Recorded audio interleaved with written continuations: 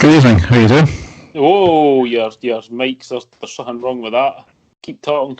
Is that any better? Hello? That's it, aye, that's Hello? it, aye. You were like, when you first came on. What was it like? You sounded like Chewbacca with a sore throat. That's exactly how you sounded. I was messing about with the place my mic thing was, and I've messed about with a couple of knobs, so. I bet you have, aye. Man, you there then. Hey. Well, Dave did actually have a guest lined up for tonight, but I didn't agree with the direction Dave was going to take the podcast, so I offered my resignation instead. So it's just the two of us tonight because Dave decided not to go ahead with that.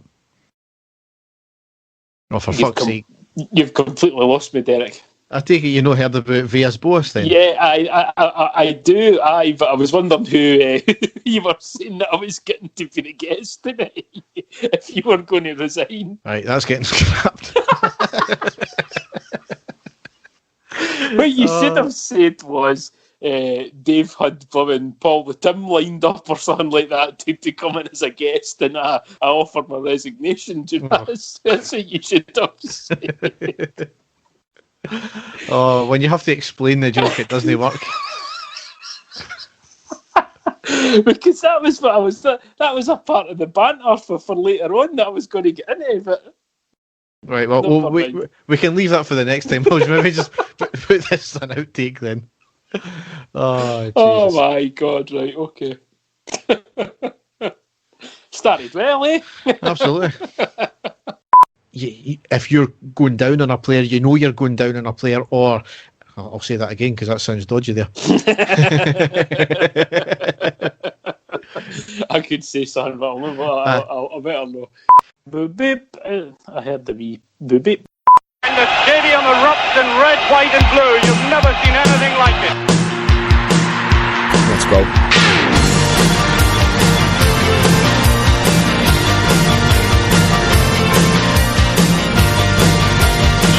Brace yourself. Rangers are coming! Hi everyone, and welcome to the next episode of the I Ready podcast. As ever, I'm your host Derek, and with me is my co-host Dave. How are you doing, Dave?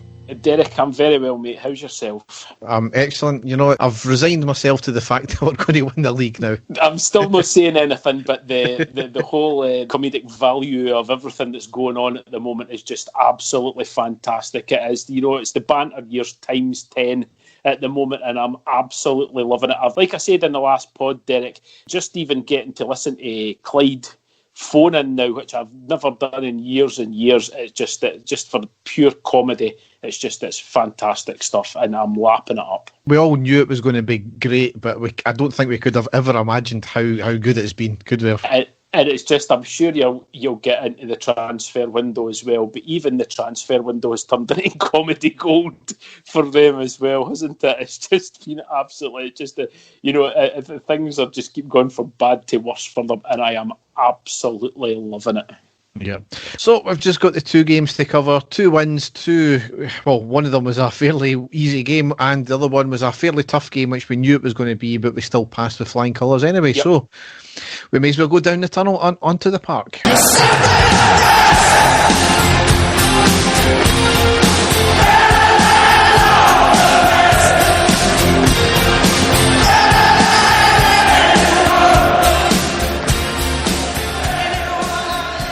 So the first game we've got to cover is Saturday the 23rd of January. It was at home to Ross County in the Premiership, where we won 5-0, and it was 5 going on 50, wasn't it?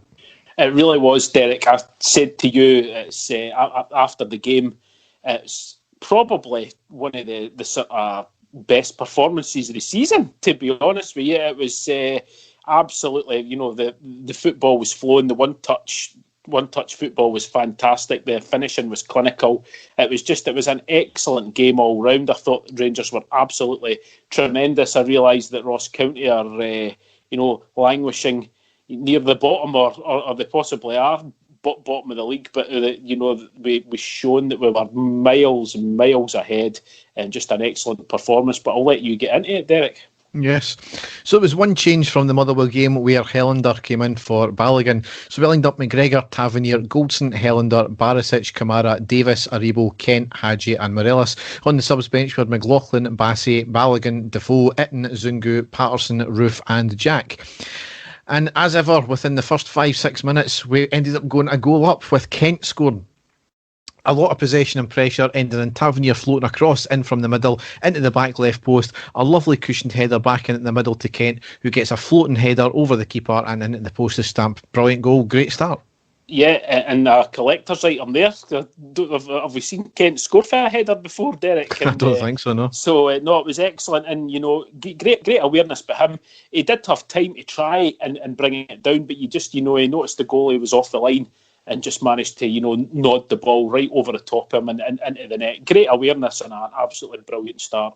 Yep. I thought you were talking about a collector's item with Kent scoring for a change this season. Aye, well, I'll let him away with that one, Derek. But compared to how he was at the start of the season, it's been a bit barren for him. But here's hoping that that's the start of things to come, eh? Yep. On the 11th minute, Tavernier with a free kick 25 yards out, went up and over the wall but just over the bar. The keeper had it covered anyway. On the 12th minute, penalty to Rangers. Morelos robbed the ball off the defender just outside the box, drove it into the box. The defender clipped Morelos from behind, penalty given. Arguably a red card, but nothing given. We'll take the penalty anyway. Yeah, definitely, yep. And for the second game running, a penalty miss from Tavernier. This time it was a really poor penalty. He tried to place it to the left, no pace at all, and the keeper made an easy save. Obviously, at the time, a lot of calls to get him taken off penalties, but this is what happened last season as well. We then went through a poor run of penalties because we swapped around the penalty taker. Yes. He just needs to get back on that horse and take the next one. I don't think there's as many calls for that this season, Derek, because we do know what happened last year. But very sort of nonchalant, wasn't it? It wasn't a sort of, he didn't go down and sort of hammer it in. He, as you say, tried to place it. Wasn't a great run up and quite an easy save for the keeper. But again, at the end of the day, it didn't matter, Derek. It wasn't a crucial penalty to win the game or anything like that, so we can handle it at that stage. And here's hoping that's him had his couple of misses now, because we are due at least one penalty a game according to everybody on the other side of the city, so we need him back scoring goals. Yep. 15th minute, Aribo squares the ball into the box to Tavernier, who had his back to goal, lays it off to Kent, who has a great shot across the ground, off the right post, off the legs of the diving keeper and out for the corner. Really unlucky that, and a great move. 21st minute, a quick break by Ross County ending in a weak shot from the left side of the box and an easy take for McGregor. 24th minute, corner from Ross County on the right and a header over the bar. And then we doubled our lead on the 28th minute with Helander scoring. Barisic with a lovely corner from the left into the centre of the box, and Helander with a towering header under no pressure straight into the back of the left-hand side of the goal. Brilliant. Absolutely brilliant goal. As you say, Derek, for a guy the size of Helander, for him, it's sort of a free header right in the centre of the box. It's still defending, but again, the way that he got up and absolutely battered it into the net. I love seeing goals like that. I love seeing sort of balls into the box and the players getting up and hammering it in with the head. So absolutely delighted. And again, for him, because he's been playing so well, Derek, so delighted. And as you say, that was us really killed the game in the first half, because it was just all Rangers and the goals are starting to flow now, so excellent. Yep. 32nd minute, Barisic with a free kick on the right hand side of the box. He tried to sneak it into the near post, had the keeper scrambling, but he managed to collect the ball at a second attempt. Really inventive there from Barisic. On the 36th minute, we basically sealed the game with Aribo scoring. Aribo down the right, gets to the touchline, cuts it back, which outfoxes the defender who came back with him. He drives it into the box. He took on another defender, then hit a brilliant shot at an angle into the far side corner. An absolute stunning goal. And that was the type of play that we've seen Aribo do before. I think, was it against Braga? Right? Yeah, we have been no criticised him, Derek, but by his standards, he's been poor recently, hasn't he? Been giving the ball away. He's not really been in that flow that we've seen him being able to go and take players on, and it was just great to see him score a goal like that, Derek, because we all know he's got all the ability in the world, and it was just a phenomenal goal. The control and the vision that he had, and then the strike at the end, it was just like the sort of flick of the boot, wasn't it? And it just curled perfectly past the goalkeeper into the net. It was a tremendous goal. Yep. 44th minute, Hadji with a powerful shot from the right-hand side from 20 yards, and it went not far wide, and that's how the first half ended out. So it was a relentless first half, high tempo, going for the jugular from the off. We never took our foot off the gas. Ross County played fairly open, and they paid the price for us. We had all the possession, we were knocking the ball about well with some inventive passage of play, and we took advantage early on. So yeah, excellent. So into the second half, got to be happy with that. 45th minute, straight from kick-off, Ross County get the ball up the park, had a shot from the right side, just outside the box, off the inside of our right post, spins across the goal and clears. So really, they were going for it straight away as well, and maybe got lucky with that one there. Very lucky, Derek, because it was some shot, and as you say, if it just had been an inch, to the left-hand side, it was going right into the bottom corner, so we did get away with that one. But again, maybe into the second half, maybe they were going to be a wee bit more, relaxed, Rangers, but that certainly woke them up for the start of the second half, because after that, again, it was relentless after that from us, wasn't it? Yeah. 48th minute, ball chipped into the left side of the box to Morelos with his back to goal. A lovely touch, a turn, a quick shot, forcing the keeper into a good save at the near post, and he had to take a second bite again. 51st minute, lovely floated cross ball from Davis to Kent in the box, gets his head to it but collected by the keeper. 53rd minute, Ross County with a header in the box after the ball was floated in. Everyone stopped as if it was going over, but it hit off the bar, back out and cleared. McGregor was absolutely rooted, so had it been on target, then that was in the back of the net. Yeah. 54th minute, Morelos with a shot just wide of the right post. 60th minute, a corner from the right from Tavernier. I can't remember who it was, but there was a lovely backheel flick at the near post, forces a brilliant save from the keeper. Then we made 4 substitutions. Morelos, Davis, Kamara and Aribo off, Jack, Defoe, Itten and Zungu on. And within 5 minutes, Jack put us 4-0 up. With an absolutely incredible goal. I'll let you describe it, Derek, but it was fantastic. An absolute standard move all round. A free-flowing, one-touch football ending in Hadji getting down the right, cuts it back to Jack inside of the box, took a slight bobble, but that still didn't put Jack off, hitting a shot and nestling it in the back of net. Just a great goal. Am I saying it right, Derek? Maybe about 15 passes right from our defence, just played up right the way through the team, and then the final sort of 3 touches into the box were just absolutely sublime, and the finish by Jack was just tremendous. It was just a phenomenal team goal, a team full of confidence. The passing was just unreal, and just, like I said, excellent finish. And for Jack, that's just, you can't get any better than that, Derek. He's been out a while. This is his first turn on the park, coming on as a sub, and it was maybe something like his third touch of the ball he scores with as well. And we all know how highly Steven Gerrard thinks Ryan Jack. I think he's, would have him in his team every single game if he was totally fit. So absolutely brilliant for him, and just an awesome goal to watch. Just tremendous stuff. Yep. 69th minute, Tavernier off and Patterson on. 78th minute, lots of patient play, knocking the ball around well, ended in a shot from the edge of the box by Jack, forcing the keeper into a great diving save, so he's nearly at it again there. And to round out the game, on the 80th minute, we went 5-0 up with Goldson scoring. There was a corner in from Barisic from the left, into the middle of the box. Goldson stoops low and gets his head to it and puts it into the right side of the goal. Just, it was a weird way taking the header as well. It was a big gangly man, it just looked like, but he got there. It actually reminded me, Derek, you're maybe too young to remember. I always remember Terry Butcher scoring goals like that for Rangers. He was a guy who, would use his head over his feet any day of the week, and if the ball was, in anywhere near sort of chest level or down, he would still go for the header, and that's kind of what it was. It came in, vast majority of folk would have tried to strike it in the volley or whatever, but he sort of stooped down, as you say. Maybe that eluded everyone in the defence, including the goalkeeper, just with the way that he did it. But excellent finish by him, for it to end up in the net, and just an excellent scoreline at that point, because we really were flying high, weren't we? Yeah, so that's how the game rounded out, 5-0. A great performance, and granted, they were sitting, I think, second bottom of the league, but you can only play who you're playing against, and beat them resoundingly. Exactly, and I've got to say for John Hughes, for Yogi, he was just absolutely full of praise for Rangers, the way that we played, the way that Steven Gerrard has got us playing, the mentality, the system that we were playing and everything. He, was lavishing praise on us and, basically said that we were by far the best team in Scotland. So, we can't say much more than that when a manager's saying that about us. He knew his team were resoundingly beaten. And it could, Derek, if that game had been double figures, I don't think Ross County would have had any complaints. That's how many clear-cut chances that we made that on another day, we would have scored. So great as well, Derek, with the fact that it was all different goal scorers as well throughout the team. That's been the success for this team this season. It's been a huge thing last season and the season before that. It was basically Morelos. If Morelos didn't score, we were screwed. Whereas now we've got goals for nearly any player on the team could score a goal. Which is just absolutely fantastic. That's what you want.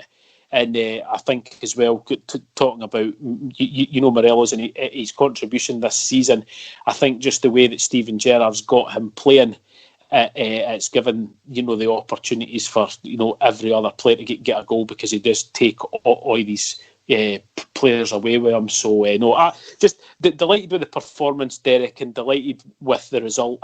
And the fact that we never conceded again was excellent. So great stuff. Yep. So the next game now. Talking about Morelos. Yes, talking of Morelos, we'll get into that shortly. The next game was Wednesday, the 27th of January. It was away against Hibs in the Premiership, where we won 1-0. Only one change again from the Ross County game. It was Jack in for Hadji, which is disappointing for Hadji because he was playing well. I was quite surprised about that, Derek. I mean, we knew we were going to get a harder game here. I understand that. But as you say, I think maybe I would have been looking at maybe a couple of other players to maybe drop rather than Hadji, because I think he's been playing really well for us. And as you say, quite harsh, but thinking exactly the same as you there. But, it's one of these things in football, eh? Yep. So we lined up McGregor, Tavernier, Goldson, Helander, Barisic, Davis, Kamara, Jack, Aribo, Kent and Morelos. On the subs bench were McLaughlin, Bassey, Hadji, Itten, Zungu, Patterson, Barker, Roof and Balogun. So the first half overall, it was not the greatest of halves. We had a lot of possession, some nice passages of play, but doing really nothing with it. Passing very well on occasion, which was quite remarkable considering the pitch was a disgrace. It was an absolute tag field. It was, Granted, same for both teams, but then on other occasions, our passing was absolutely woeful. Now, given the way we play quick on the deck, one-touch football, it was going to probably affect us more in that case. We had no creativeness in the final third, though. There was no outlet down the flanks either. Hibs were breaking quickly and always posed a threat without really doing much with it. I think McGregor only had two saves the whole game to make. So, yeah. But the first half, 12th minute, it was a break of the ball with Aribo getting in front of the defender. Only the keeper to beat. He hit an early shot at the edge of the box, but the keeper stood up to it and saved with his hands. 17th minute, this is the moment of controversy. Morelos with a little nudge in Porteous on the edge of the Hibs box. The referee gives a foul, which there's no issues with there. And Morelos stood in the thigh of Porteous as he was on the ground. It looked as if he could clearly avoided him. It did look like a stamp. Once again, stupidity from Morelos, and we got away with one there. There was no yellow card, no red card. It was just the initial foul given. Dave, what was your thoughts in the incident? We'll talk about Morelos as a whole at the end of the game, but what's your thoughts in the incident there? He did stamp on him, right? He did. Where the ball was and the ball bouncing, when you're watching it in live time, I can see where the referee was coming from, that he thought that, it was a tackle going over his legs because his foot was near the ball was bouncing and all of that. What's annoying me so much is the whole, it was in the full back pages, every single newspaper, Derek. The Sky Sports commentators were an absolute disgrace. It was a bad tackle, yes. He should have been booked, sent off at the most at the time. It wasn't seen by the referee, but this was like national news. The comments from the media forum is just unbelievable. And I was really, really annoyed because it's basically the whole of the game, that's all that was spoken about throughout the whole of the match, was that incident after that. And these things do happen in football all the time. They happen against us, like it did later on as well.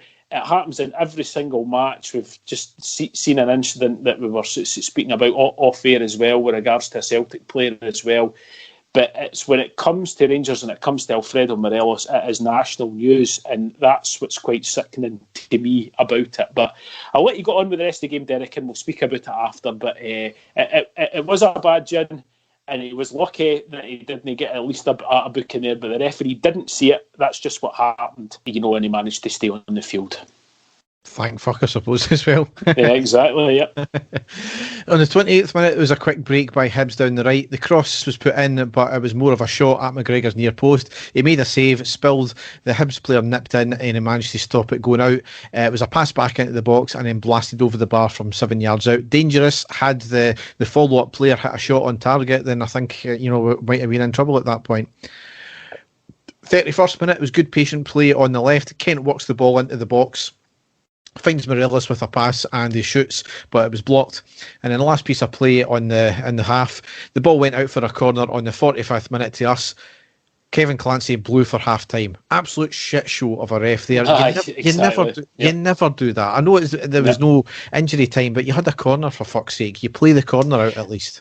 And at that stage of the game, Derek, we were on the front foot for the last 5 minutes, so sort of 5-10 minutes of that game. It was us that was doing all the attacking. We had the momentum, and as you say, for him to blow half time, after a good attack and us getting the corner, it was really, really bad referee at that point. I think we were all pissed off when that happened. So yeah. So in the second half, we needed more, as we kind of highlighted. We just needed that something else in the final third. Yeah. Again, there seemed to be a disconnect between the midfield and the attacking, and it's been a feature of the last maybe 4 or 5 games. Obviously not the Ross County game, but the games before that when we found it difficult to break teams down. But anyway, in the second half, 48th minute, we came straight out the traps. Good play getting the ball into the box, but nobody wanted to shoot. And that was the thing, they're trying to tee up. I think it was Davis at that point. He was just trying to tee up the perfect shot. And it was at that point you thought, this is not going to go for us today. Aye, it was. I was still hoping, Derek, it was early in the second half. What I was hoping was in the second half that we were going to at least be more, attacking and have the vast majority of the ball and really sort of start forcing the play against Hibs. And that's what we did. So I was fairly content at that stage. However, 2 minutes later, Morelos, the man who shouldn't have been on the park apparently, got us a goal up. Davis digs the ball out in midfield, drives it forward, passes to the right side at the touchline with Morelos. It went back to Tavernier to make space. Morelos starts to drift towards goal. Couple of inside passes. The ball was fed to Morelos in the box, who takes a touch and then slots it into the net. Just an outstanding move. It really was, especially Morelos was instrumental in making that move as well, passing, getting to the wing, getting out back to Tavernier, drifting in, and then eventually receiving the ball to take the shot. Just brilliant. Derek, it was. We completely bamboozled the Hibs defence, and it was all down to one-touch passing. We dink balls, one-touch passing, and then just that absolutely sublime finish by Alfredo Morelos. It really was, because he had that defender coming, right on him. He had a split second to react, and the finish was out of this world because he didn't hammer the ball. He placed that with the outside of his ball. It was a wee sort of chip past the goalkeeper. Precision and excellent all-round goal. And, it was just great as well, the fact it was him that scored it, because, like I said before, the commentators were out to, that's all they were talking about. And the fact it was him that scored the goal made it even more sweeter. But just a tremendous goal, Derek, a great goal. Yep. 53rd minute, lovely quick move down the right, ending the ball being crossed in. Aribo had a wee flick and Morelos blasted it wide from a fairly open goal. It did take a bobble right before he shot though, and the pitch played into that. It was almost Van Vossen-esque, that, wasn't it, the way he missed it? Yep, it really was. 65th minute, Morelos in space in the box. The ball took an age to come down. Morelos gets the ball and delays, tries to switch feet, and he had a chance to pass, and he doesn't, and it allows the defender to recover the ball. Really poor from Morelos there. Again, I don't know if he had too much time or he was just, again, trying to find his feet. It should have been 2-0 up. Yeah, I definitely should have been. I think just like what you said, Derek, we use this example a lot on this podcast, but it was maybe a touch of the Kenny Millers there. When you've got too much time in your hands, you're prone to make a mistake, and unfortunately that's what happened there. Yep. It was the last piece of play we was involved in, though, because in the 72nd minute, Morelos off and Roof on. 77th minute, beautiful play down the right by Kamara. Good link-up play. Got the ball to Roof, who squared it to Kent, who had a first-time bullet. However, the keeper made a good save. 79th minute, Jack off, Zungu on. 82nd minute, Aribo off and Itten on. 92nd minute, Davis down the right, cuts inside along the touchline, cuts it back to Itten, who has a shot, and shot near post, but it went wide. And that's how the game ended up. So, a massive win. It really was. It was a tough place to go. We always knew it was going to be a tough game, and it was another one of these games where it was more nervy towards the end than it really was when you look back on it. Yes. because Hibs done nothing. So exactly, Derek. Our defence looked absolutely solid. If you go back again, as I say, and watch it, they gave up absolutely nothing again. And it's another away victory, another clean sheet, and going to a venue that any team in Scotland struggles when they play. Just an excellent result in the performance. I don't think we played particularly fluent in large parts of the game, but because our defence is playing so well and the fundamentals of just stopping Hibs from doing anything played a huge part in it. They knew that they weren't going to get anything against us just because we were playing possession football, and they're running the ball down, breaking up the play was just absolutely sensational again. And I know it's not fancy and whatever you want to call it to watch, but just incredibly professional in the system that Stevie Gerrard has got for us playing like that. It makes it virtually impossible for any of the teams that we're playing against to score, and it's just great to see.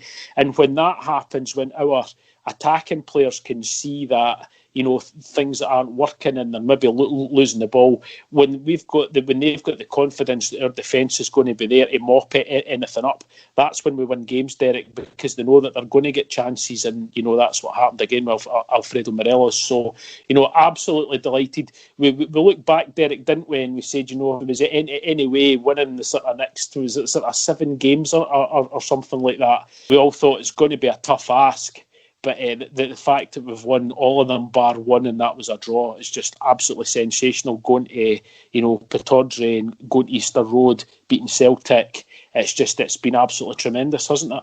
Yeah, and this is why we're in the position we're in, because we have been just immense. It's some of the best stuff we've played, I think, in a long time since the Advocaat era. We're incredibly... We've kind of got the flair of the Advocaat team, but we've got the very stubborn and solid defensiveness of Walter Smith's second era. It's just an absolute joy just now. I want to go back into the Morelos thing, though, because I think it warrants a wee bit more coverage. I mean, for me, again, he's let himself down. As soon as I seen that, I'm thinking, he's a lucky boy. Why does he do this every single time?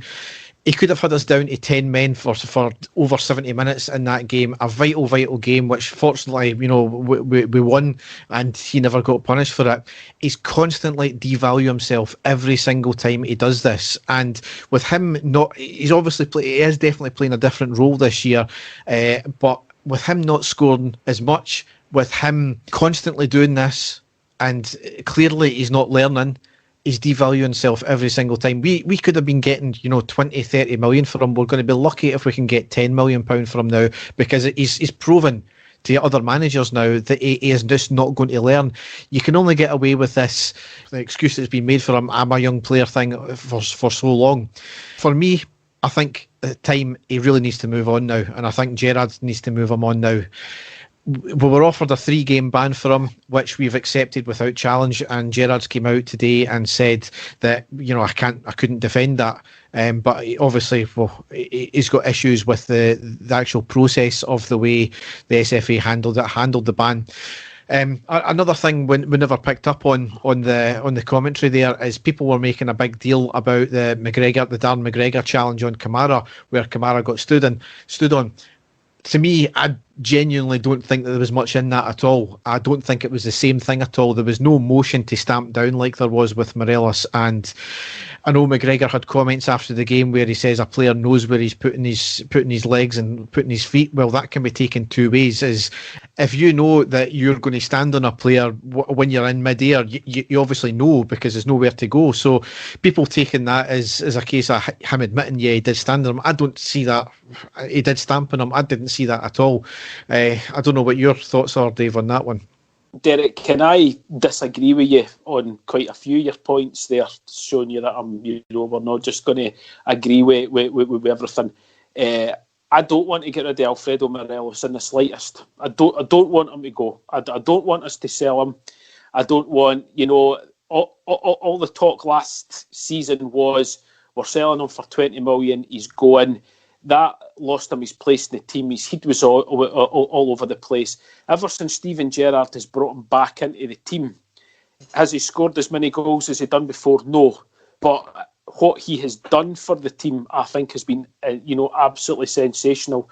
I think he has changed his game. He has been so much smarter.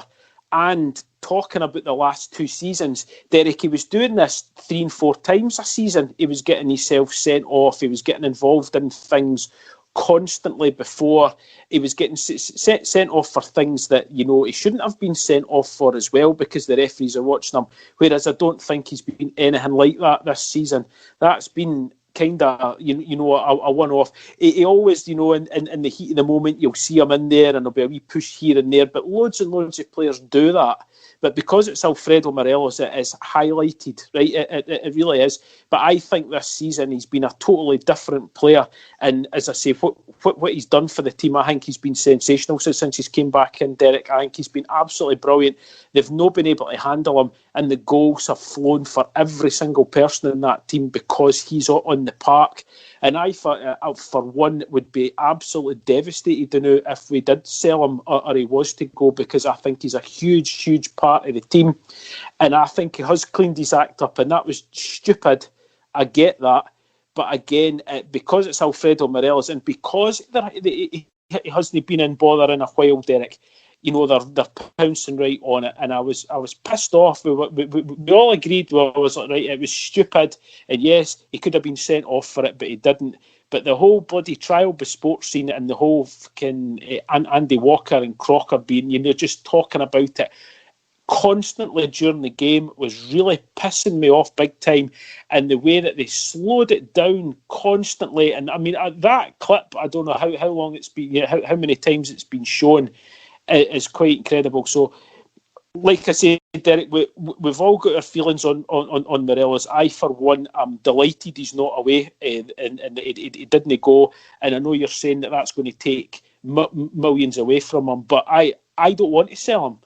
I would rather that we sold, if we had to sell another player, which I don't think we're in the position of anymore, to be honest with you, especially if we're going to get the chance to be playing in Champions League football next year. I think we need all the top-class players, and he certainly is right up there, so I don't want to see him go.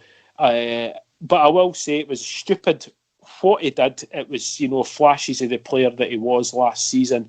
And here's hoping that that's, because I actually think he had cleaned his act up big time this season. But here's the thing, in the last, 2-3 months, he's been now out for 5 games. Now, last season, we suffered dramatically because of that. So he put us under pressure in the games himself. We got lucky in this game. We really did, because that could have been 70 minutes where we're down to 10 men in this game had he got a red for that. However, is it a case now, though, that you've got fans like yourself who of accepting it more now because we have cover? Because if you remember last year, because of his stupidity, we went into a semi-final with Omar Sadiq up front, who had been untested, where he did cost us that semi-final. We never had a well-trained, recognised striker up front. And he left us in the lurch so many times last year. And this year we're not feeling the same lurch because we've got the cover, we've got the acceptable cover now, and we've got a more solid team, especially at the back, where if we did go down to 10 men, it wouldn't have affected us as much. So are our fans like yourself covering for that fact? Or if you take that out of the equation, he's been missing for 5 games because of his own stupidity? Yes, right. But we're in totally different times now, Derek. And I, honestly, if you look at him this season, he's not been anything like that this season because his game has changed, right? There is always going to be the chance that he does something stupid like that. But I honestly do think that he's matured more this season. He's obviously, the coaching staff have spoken to him, the players have spoken to him to get him involved more in the play, away for goal. And there's always going to be players that will go out to try and target him to get him to lash out and do stuff like that. But again, that's not an excuse, Derek. I'm not making excuses that way for him. I just think that we're in a completely different situation this season. I think he's been a completely different player this season. I think he's been excellent, and I'll take that as a one-off. See if he does this again, Derek, but before the end of the season, and he costs us points and stuff like that, I would say, stupid and stuff like that. But what I'm more disagreeing with you in the fact, Derek, is you were saying that it's going to take millions off him, as if we are at this moment in time desperate to sell him. You know, that we're there, and I don't think we are desperate to sell him. And it maybe was the case last sort of transfer window with all the talk, but I think he's maybe sort of settled down again. And this has just been a one-off this season, Derek, because I can't remember him doing anything stupid like that, you know, that's caused so much controversy, you know, this season. And that's been it. So, again, I think we're going to be split on it. There's a lot of maybe sensible fans out there, like yourself, that don't have their blue tinted glasses on, that are looking to the future and stuff like that. But I, for one, would be absolutely devastated if we did get rid of him. Well, do you agree to disagree on that one? Definitely, aye, yep. But we're still not finished with this incident now, because one thing to note about the ban is it was fast-tracked. Apparently a quarter of all the fast-tracked discipline cases this season have been with our players. Wonder why that is. Also, another thing to note is the compliance officer left her role a week prior to this being heard, so this instantly went to the panel of 3. So it basically missed a step in the process. So it then begs the question, what's the point in the compliance officer then? Surely nothing should be getting heard now if there's no compliance officer in place. Exactly, yep. So again, the punishment is just. I don't think many Rangers fans are arguing with the 3-game ban. We're arguing about the process, which is deeply flawed, especially when others get away with much worse. As we're recording this just now, Scott Brown has done a clear elbow off the ball incident on a Kilmarnock player. No carded, no pullback, no red card, no foul, and barely mentioned apparently on Sky commentary. So this what is a surprise. Exactly. So this is the kind of shit we're having to put up with, and we're not asking for any special favours. We're asking for fairness. That's all we want. Yet others are getting away with murder, and we're always the ones that get picked up on it. Another one as well, though, Hibs TV, Irvin Welsh's comments were a fucking abomination. Yep. Referred to Morelos as a sticky bun. We all know that was in relation to the rhyme and slang. Yep. And obviously, I'm quoting this verbatim here. Morelos should basically be macheted into small pieces and sent in various packets to different corners of the globe for a challenge like that, and kind of consumed by seagulls all around the country. What the fuck is that all about? Yep. I am very surprised as well, Derek, with the comments of David Tanner, who's usually sort of, I won't say pro Rangers, but he's certainly not one of the haters out there. For him to come away and say the fantastic laugh and banter with Irvin Welsh and stuff like that, I was quite sort of taken aback. We all know the guy's a scumbag, Derek. I mean, regardless if he's a world-renowned author and all that, his comments there are absolutely shocking. I mean, you didn't say that about anybody, you didn't. I mean, there's no even absolute madmen, psychopaths out there. I mean, not even the likes of guys in his day like Vinnie Jones and things like that. We would have came away with that about other players. It's absolutely uncalled for. It's played, you know, the fucking idiot Hibs fans and Celtic fans out there that thought it was hilarious. I work with a lot of Jambos, Derek, and even they were like, they're saying, you know, it's just, you know, it's absolutely shocking that there's nothing been said, and, you know, he's not been brought to task on it at the time. I know things have changed now, but again, it was a throwaway comment for comedy value or whatever he wanted to say. It's just absolutely shocking, isn't it? And again, if it had been any other Rangers player that had done that, would he have said those things about him? No. I mean, no. This is the thing as well, as he tried to, kind of like you said there, he tried to palm it off and just say, you know, I say a lot of things, especially in my books, that I don't mean, and it wasn't meant as serious. So, but then why say it then? It's a shocking thing to say.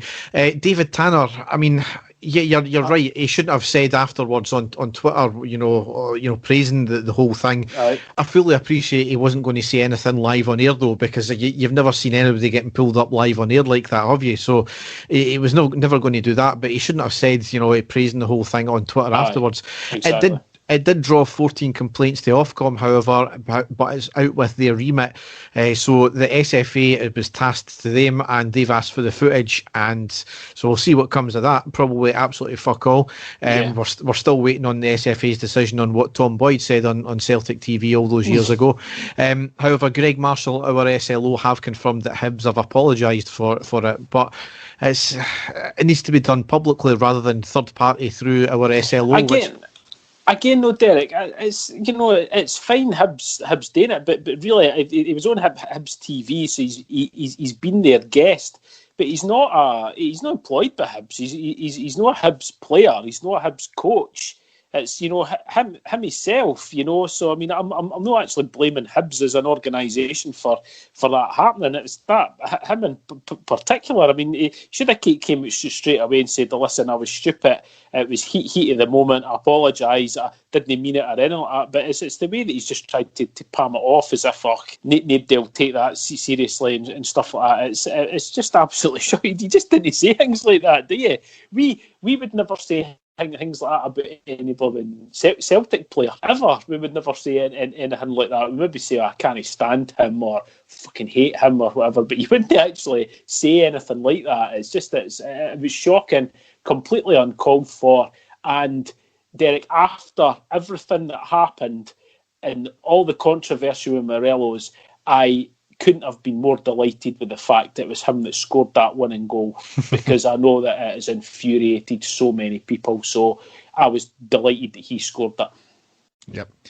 So that leaves us in the table now. Played 26, won 23, drawn 3, lost 0, scored 66, only still conceded 7, goal difference plus 59, and we're on 72 points. At the time of speaking, we are 23 ahead of Celtic, who've got 2 games in hand. They're currently playing, so they might draw 3 points back because they're currently 1-0 up, but there's still another half to go. So we'll see where that goes. Regardless, though, we're guaranteed 17 points ahead, so that's incredible at this stage of the season.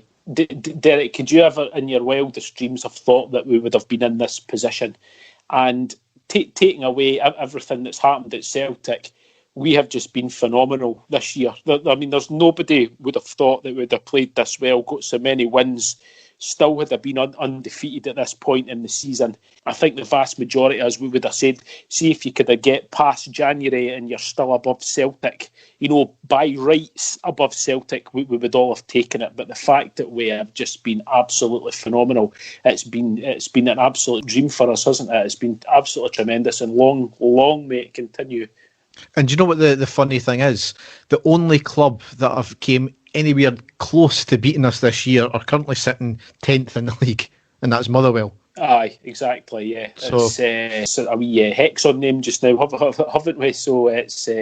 but again, the belief in the players just now, the way they play, even when they're not playing well, Derek, because the defence and the defensive side of things is so good at the moment, we are always going to wear teams down regardless who they are, so we're always going to have our chances. And going by when you spoke in the last game there, the strength that we had on the bench, it's phenomenal. We would have killed for half of that, last season and the season before. We would have killed just even to have 2 of the players on the bench for us. But it shows you how far we've came, and we are so far ahead in the league.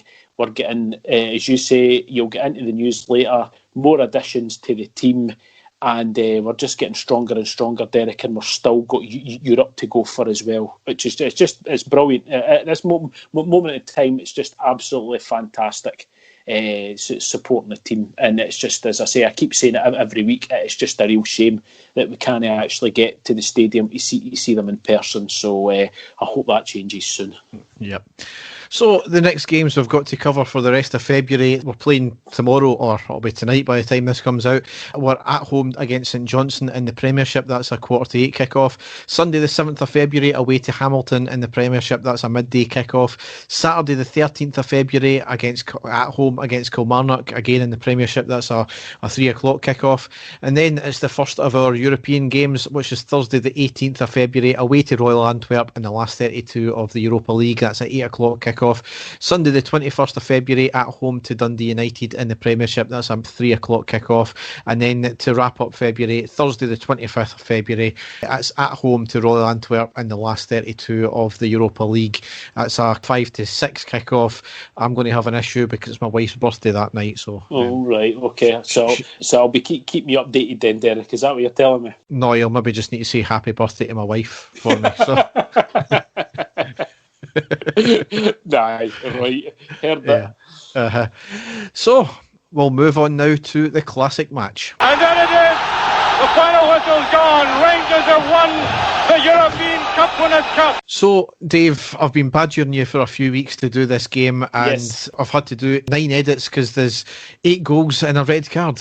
Exactly, Derek. It's a game that I remember very well because it wasn't that long ago. And I was trying to actually think, Derek, I mean, how many years have we been recording the podcast? Is it because it couldn't have been much longer after this game actually played that we started recording? It's maybe only about 2 years or something like that. It really wasn't that long ago, because the game took place on the 30th of December 2009, so just over 11 years ago, and Rangers had a fantastic result against Dundee United at Ibrox. Now, of course, it was Walter Smith in his second period as Rangers manager. So the full team on that day was Alan McGregor in goals, David Weir, Sasa Papac, Kurt Broadfoot and Majid Bugera.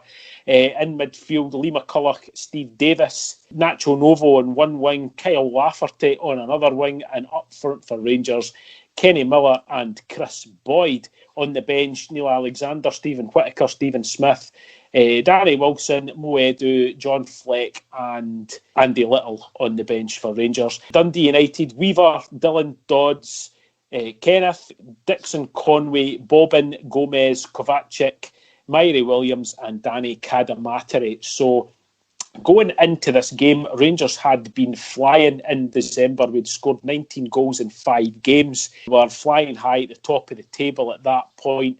But it was Dundee United in the early stages that actually had most of the possession. No real chances for either team. They were really sort of trying to feel each other out. Dundee United were going heavily into 3 in midfield at that stage because Rangers were just playing the 2 midfielders in there. So they had the vast majority of the play. But Rangers on the 20th minute were awarded a penalty. Careless return pass, exposing the United defence. This is Kenny Miller. Very good tackle initially, but not the second time. It's a penalty to Rangers. Well, Dodds did so well initially, but the second challenge was clumsy. Clearly a penalty. Boyd against Weaver. Deadly finish. Rangers have the lead. 19 and a half minutes gone. It's the first real test Weaver's had to face, and he was sent the wrong way by that excellent penalty from Boyd. Kenny Miller was fouled in the box, and Chris Boyd duly stepped up and fired it low into the right-hand corner to make it 1-0 to Rangers. So great start for us after Dundee United sort of having the most of the ball. Just after that, was a succession of corners for Rangers. They're about 4 or 5 in a row, but unable to capitalise. Darren Dodds and Kenneth at the back for Dundee United, really strong in the air, managing to get the ball away. And then on the 24th minute, Nacho Nova was brought down just outside of the box. Maybe a knock to the side too from Davis to Boyd to get away from the wall. That's the intention. Oh, that's terrific! Absolutely outstanding. No chance for Weaver. Thundered past him by Chris Boyd. He just can't stop scoring. Just no chance at all for Weaver. That's hit with stunning power and accuracy. Well set up by Davis. Charging players couldn't get there quickly enough. What a fine strike. Up stepped Chris Boyd for a Alberts-esque shot and thunders the ball past the goalkeeper into the net to make it 2-0 to Rangers. Sensational goal there by Chris Boyd. Then on the 28th minute, a great chance. Majid Bugera steals the ball in his own half and runs to the halfway line to Steve Davis on the right wing. He puts in a cross for Bugera that had kept running. The ball headed up in the air and drops down to Chris Boyd, who hits a volley going to the goal. Keeper had missed it, but one of the defenders managed to get a foot out and stop the ball from going over. So still 2-0 to Rangers. But he didn't have to wait much longer, Chris Boyd, to complete his hat-trick, because on the 29th minute... Novo inside, here is Papac. Now Miller. The early ball in, it's there this time! Boyd has the hat-trick! But once again, Weaver is helpless. Truly remarkable. 29 minutes on the clock, 3-0 to Rangers, and all three for Chris Boyd. Brilliant pass it was, mind you, from Kenny Miller. Beautifully set up goal, Papac to Miller, that wasn't a plate, and Boyd eats these for breakfast. Had a fantastic low ball in from the left wing from Kenny Miller, and there was Chris Boyd right in front of goal. Wasn't he going to miss? He fires it in from close range to make it 3-0 to Rangers. Absolutely flying at this stage. One of the earliest hat-tricks I think Boyd's ever had within half an hour. Absolutely sensational. Then it was just constant pressure from Rangers. Dundee United could not get out of their half for about 10 minutes after that. And then the sort of first real sort of half chance for Dundee United in the 39th minute, a shot hit wide by Williams from just outside the box. Still 3-0 to Rangers. Then just a few minutes before half-time, a good chance. The ball across the face of the Rangers goal. A really strong tackle, but cut Broadfoot last sort of ditch tackle on Cadamatari, and the ball was cleared. Certainly looked as if it was going to be going in. Then just before half-time, Kenny Miller with a fantastic shot. It was like a short sort of pass as well, sort of hard hit pass. He was going for accuracy for the bottom corner, but a fantastic save by Weaver to keep it 3-0, and the referee blew half-time. So thinking, Derek, at this point in the game, Rangers winning 3-0 and knowing what the final score was, would have thought that it would have been, complete one-way traffic for Rangers. But it certainly wasn't like that for the start of the second half, because Dundee United came away straight away at the start of the second half and actually scored. Cadamarteri, well aware of the presence of Dixon advancing on the left. Good play. And the flick on was good. It's gone in. United have snatched one back in the opening minute of the second half. Brilliant play there by Dundee United. And the finisher was Casalnuovo, I think, after that very good bit of build-up play. It was Cadamarteri. It's dumped in here by Dixon. The flick on was by Casalnuovo. And McGregor couldn't keep it out. What a start to the second half. It was quite a poor mistake this time by Alan McGregor, which we don't see often.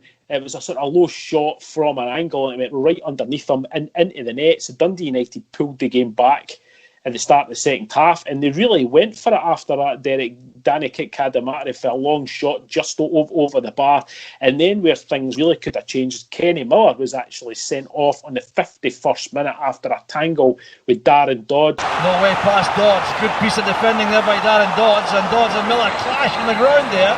That was not required. No need for that reaction there, and I think there'll be trouble here for Kenny Miller. Indeed, it is a red card for Kenny Miller. Well, he did lash out with his feet on the ground. The referee saw that all right. He's been ordered off.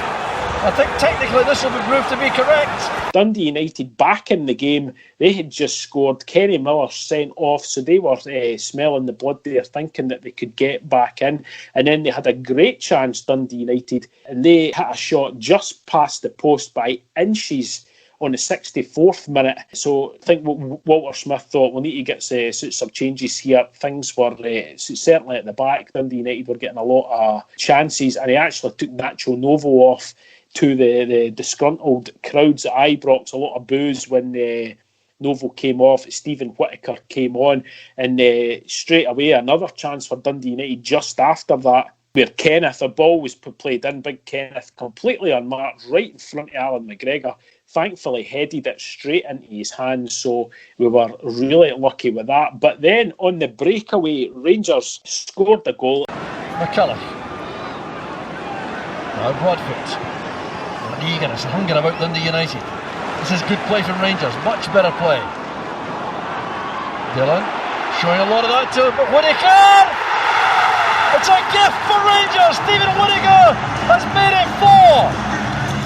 Well, such a prolific contributor early in the season. It's a bad error by Sean Dillon, no question about that. Couldn't make up his mind where to go with this. Decided to try to take it on the outside, but had too heavy a touch, and Whittaker was too quick for him. Very good opportunist goal by a man who is by nature a defender, but Whittaker does so well here to squeeze that home at the corner, and surely that takes all the strain off Rangers.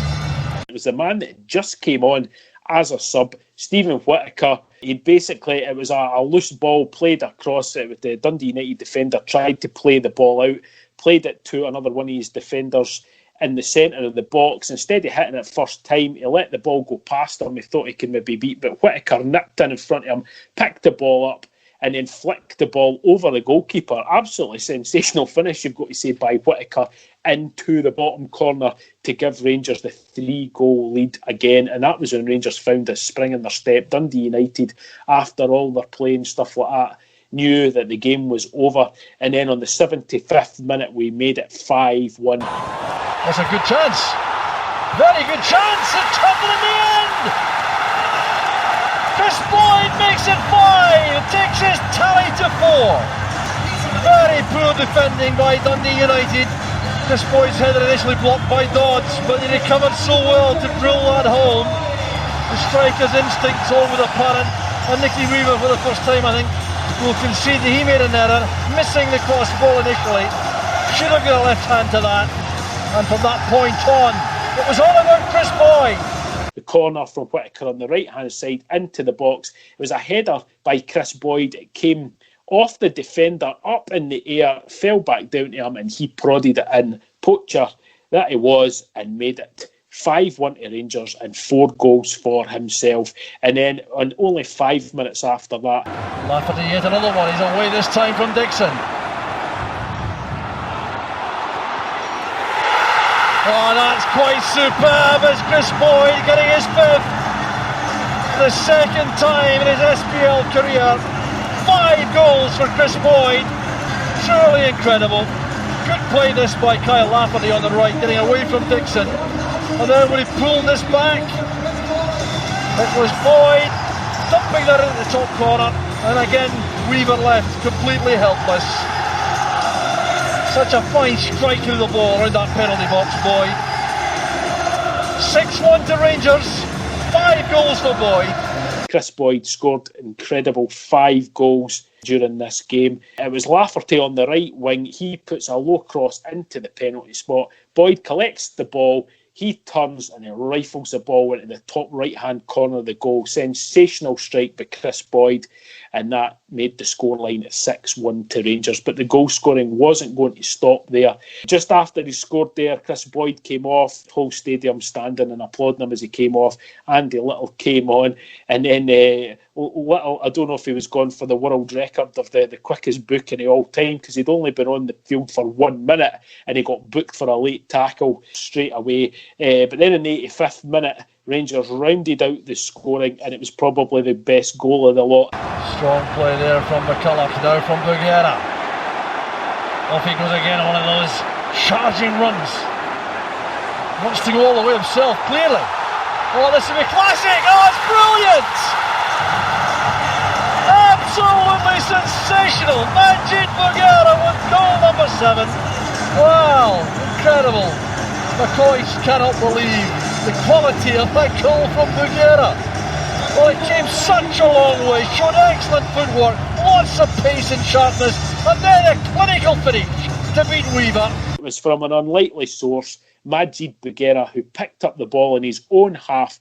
He runs right through the middle into the Dundee United half. Everybody backed off him. They all went with the runners. They were expecting him to pass the ball and do something, but he just kept running. He gets to the edge of the box. He still had 2 defenders in front of him. He skips past one to the right, completely changes the weight to his left, skips past the other one, gets to the edge of the box, and then he just fires the ball low past the goalkeeper. Absolutely sensational goal for a defender and for Majid Beguera. Tremendous goal. Goal of the game.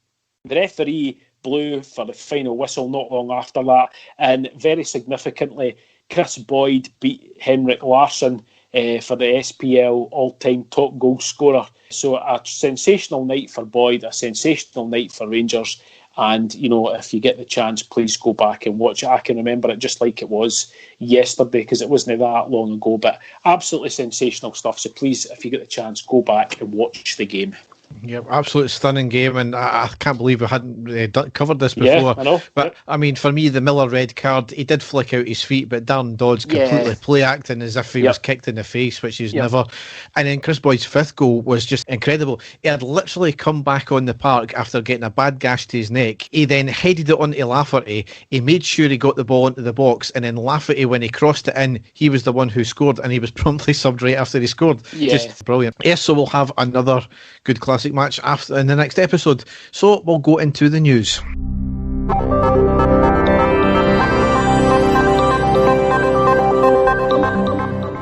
For what could have been quite a quiet transfer window, we had quite a busy one, didn't we, Dave? Yes, Derek, and whoever runs Rangers Twitter again had us all sitting refreshing the page for about an hour solid last night between 11 and 12, didn't they? They're scoundrels, so they are, with their wee sort of tempting tweets that they put out, making us, they did it with us a couple of seasons ago when Jason Cummings signed, and they certainly done it again last night. So I'll let you get into it, Derek. Yes, so we obviously knew about Scott Wright from Aberdeen. We confirmed a pre-contract signing of him, and then deadline day it turned into a proper signing. So 23-year-old winger comes to us. It appears that we've waived some of the fee that Aberdeen owed us for McCrory in return for him coming in the now. So maybe a good bit of business there. Yeah, certainly, Derek. Like I said in the last pod, I don't know much about the guy, but he's certainly, a young talent, straight into the first team squad as well. So Steven Gerrard obviously wants him to play, and we've got to trust him with the recruitment that he's brought in so far. So just delighted another young Scottish talent into the team. Yep. Next one, we've confirmed the pre-signing of Jack Simpson from Bournemouth, but then again on deadline day we confirmed he's coming in just now on a 4.5-year deal for an undisclosed fee. 23-year-old centre back. So certainly I can't. He was out of contract anyway in the summer. I can't imagine it'll be much fee. A very low six figures. Yep. Again, Derek, I think with the likes of Katic being out, I'm sure you're about to get into another defender that's actually left. So he was obviously wanting to know that he had 4 fit defenders that he could rely on. And again, another guy certainly looks as if he's got a good pedigree and a young player as well. So certainly looks good on paper. Yep. Another one here from Bournemouth is we've confirmed the pre-contract signing of Nnamdi Offbo. I think that's how you pronounce his name. He'll spend the rest of the season on loan at Wycombe Wanderers, but the midfielder will join in the summer on a 4-year deal. So again, don't know much about him, but I think the management team have been looking at these players for some time, and they obviously know what they're doing. There was I've seen a few tweets by Wycombe supporters, Derek, and he's certainly the standout on their team. They think very, very highly of him. Not saying anything bad about Wycombe and this, the league and that they're playing in. But again, a young player, if he's playing, well for them, his confidence is going to be sky high. So, delighted. And again, it's obviously a young player that the scouts have been watching, hoping that we can get a hold of him. He certainly looks like a bit of a unit in midfield there. So delighted and planning for the future, Derek. That's what is another thing. There's 3 young players that the management team have been looking at. Their scouts have guys that they're wanting for the first team. So it shows that we're we're planning for the future. We're not just sort of resting on our laurels here just for this season. We're looking ahead to next season as well. It's excellent. Yep. Not a signing, but basically a reconfirmation that Nathan Patterson has signed a 2-year extension to his deal, which means he'll keep him here until the summer of 2024. So certainly he's only had a few fleeting appearances so far this year, but he's playing second fiddle to Tavernier, so he was never going to get a massive run out. But certainly another great one to tie up for the future.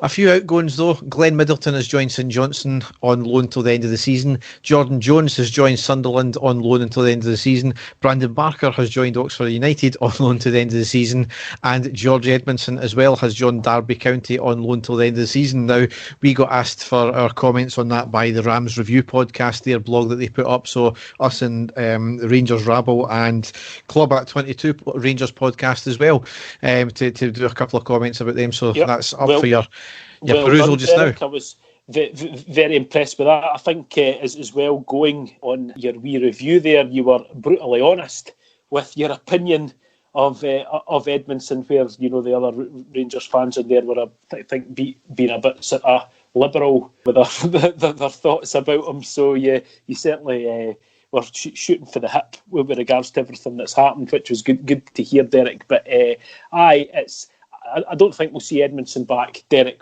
I think we've said that before. It's maybe a good move for him. That'd be a big club playing in the Championship. The Glenn Middleton one, I think, is a very good move for him, because it's a player that we do think he has got the ability there. And certainly when he first came into the team, he did look as if he was going to be a great player for us. So I'm pleased that he's still going to be playing in the Premier League, because it means that we get to see how he's getting on playing in this league. And as for the other guys that are out as well, it's just have to hope that it works out for them and they gain the experience that they're wanting to try and get back into the team. Yeah, I mean, I generally don't think we will see any of them again in the Rangers shirt, to be honest. I think, especially Middleton, he's went out on loan a few times now, and if he can't break into the team now, then I don't think he ever will. So yeah. But we'll need to wait and see how that pans out. Yeah. Academy player Cammy Palmer has signed a permanent deal with Linfield as well, so good luck to him. Yep. Next piece of news here. Ross County's Michael Gardine has been cleared after the SFA dropped the charge against them. Quelle surprise. What can you say about that? It's something was said on the park allegedly. Yes. It looks as if there's no enough evidence or backing up for that, so... No, it's certainly not going to be back page news, Derek. Like if it was anything to do with one of your players, you can guarantee that if Alfredo Morelos had said something to one of their players, every single, there would have been investigations left, right, and centre. But again, we kind of knew that was going to happen as well, didn't we? Yep. Next thing here is our fixture against Livingston has been moved due to them playing in the League Cup final. Was meant to be on Sunday the 28th of February, now moved to Wednesday the 3rd of March. A pain in the arse, a 6pm kick-off. I suppose the actual date suits us. It pushes a potential banana skin further back, but the time's horrific again. So I'm quite happy that the game's a 6 o'clock kick-off, Derek, because I'm working that night and it means I'll get to see it before I leave. But that's me just being selfish. Next one here is just absolutely... I don't know where to go with this one, but the Brigton Loyal Supporters Club have launched a GoFundMe to raise funds to get the Red Arrows to do a flyover when we lift the title. Is this a wind-up, Derek, or is it genuine? Because when you read something like this, you're thinking this has to be a wind-up. There is no way that we would be able to get this. This is, the Red Arrows are used for state events and stuff like that. There's absolutely no way that this can happen. And it's all that I have seen on Twitter. So give me the full lowdown on it. Oh, no, this is genuine. They initially tried to raise £7,000. It then went to 14. And when I checked last time, it was at £57,000. It's just phenomenal. I mean, their initial targets, I don't think would even buy the paint for the Red Arrows, to be honest. But... So how much does it cost to hire the Red Arrows, Derek? I don't know. I don't... I'm just baffled by the whole thing, to be honest. I don't think there's a cost, because apparently you can actually apply. You send in an application form, and there's certain things that is used for, and they've chanced their arm anyway. They've just put their neb in here and seen what they can get from it. basically what they said is any money raised in the GoFundMe, if it doesn't go towards getting the red arrows there, if that fails, then it's all going to charities. And there's a couple of charities, the Erskine's one of them, and I think a couple of others are, brilliant. Which is phenomenal for Yes. it's going to be a great headline anyway, shows us in great light. It's absolutely bizarre, but if we manage to pull it off, I mean, Manchester was absolutely amazing by any standards of any support. If this ends up coming to fruition, it'll be the best thing any club's done any time. It's incredible. I can't see it happening, Derek, but the outrage that it has caused on the other side of the city as well, it's been well worth it. But absolutely mental. It's been some season, so it has. I mean, we've got an exceptional standing with the British military, so certainly if there was one club that is going to carry favour with that, then certainly it's going to be us. So the next story here is the Scottish Tories have demanded an inquiry into the malicious prosecution of ex-Rangers administrators. I mean, this is going to run on and run on and run on. It's cost the taxpayers millions. It shows the prosecution service in a very bad light, and it's not the first time that they've completely fucked up issues around Rangers. So I fully back that one there. Something needs to be looked into, the reasons why this has happened. It might draw to light why the prosecution was so inadequate and so inept when it came to the Craig White issue as well. So we'll see how that runs. It's legal minds. I don't want to get too bogged into it. So man's penis held ransom for £700 by hackers who had accessed his digital chastity belt. His digital chastity belt. A man had his penis held to ransom for more than £700 after hackers managed to lock a digital chastity belt he had been wearing. The man had been wearing the device known as the Qui Cellmate, a chastity cage that connects to the internet, which has billed itself as the world's first app-controlled chastity device. He suddenly received a strange message on his phone via the product's app, with a stranger telling him they had taken control of his chastity belt and wanted $1,000 in Bitcoin if he wanted control back of the device. Speaking to Vice, the man recalled, "Initially I thought it was my partner doing that. It sounds silly, but I got very excited by it." That would be quite painful then. However, when he called his partner and told her their safe word, she said it wasn't her, meaning it then dawned on him that he had been hacked. He then continued, "I started looking at the thing. There was no manual override at all.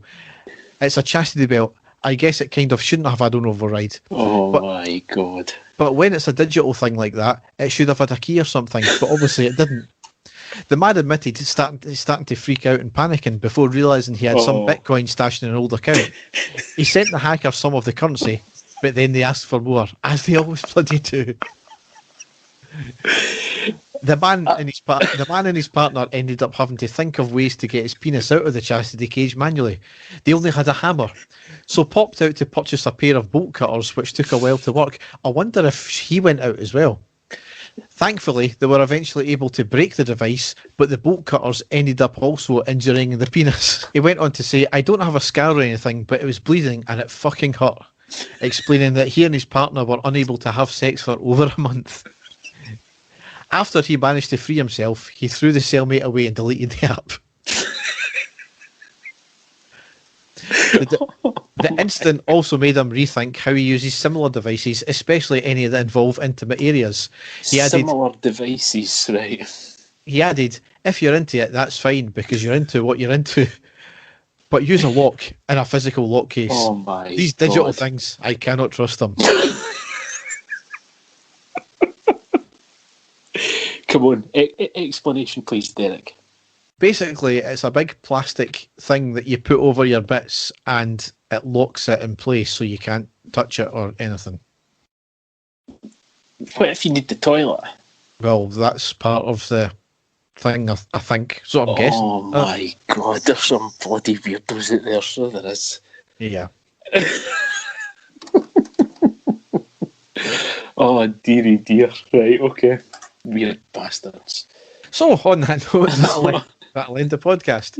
Yes. So, as ever, if you want to check out all the other stuff and weird, crazy stories that we do, you can go to our website, which is ireadypodcast.wordpress.com, and there you can find everything. So, Dave, you got anything else to say? No, just hoping that our next podcast is even more victories to discuss, Derek. And as ever, I've thoroughly enjoyed it, and we'll be having some more guests on the podcast in the weeks to come as well. So, no, that's it. Just take care, folks, and bye from me.